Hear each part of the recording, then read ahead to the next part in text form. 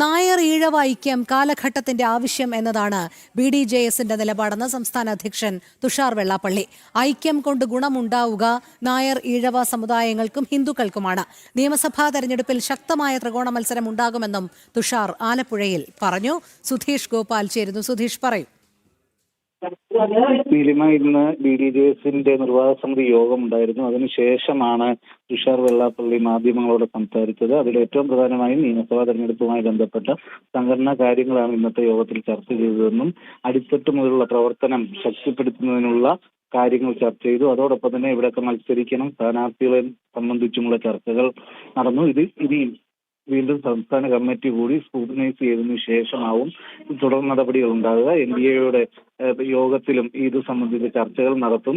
പരമാവധി സീറ്റുകൾ ആവശ്യപ്പെടും എന്നതാണ് BDJSന്റെ തീരുമാനം. ഇതിനോടൊപ്പമാണ് ഈ NSS SNDP ഐക്യം സംബന്ധിച്ച് ഉള്ള നിലപാടും വ്യക്തമാക്കിയത്. അത് ഈ കാലഘട്ടത്തിന്റെ ആവശ്യമാണെന്നും അതുകൊണ്ട് ഗുണമുണ്ടാകുക NSSനും SNDPക്കും അതോടൊപ്പം തന്നെ ഹിന്ദുക്കൾക്കുമാവും എന്നും തുഷാർ വെള്ളാപ്പള്ളി അഭിപ്രായപ്പെട്ടു. ഒരു രാഷ്ട്രീയ പാർട്ടിക്കും ഗുണത്തിനു വേണ്ടിയല്ല ഈ ഐക്യമെന്നും മറിച്ച് അവകാശങ്ങൾ നേടിയെടുക്കുന്നതിന് വേണ്ടി ഹൈന്ദവരെ കൂട്ടായ്മ ഉണ്ടാവണം എന്നതാണ് നയമെന്നും വ്യക്തമാക്കി.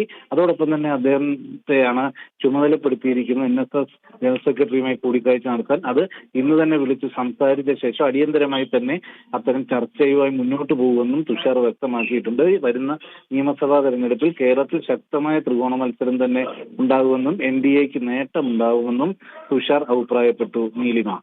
ശരി, സുധീഷ് ഗോപാലാണ് വിവരങ്ങൾ നൽകിയത്.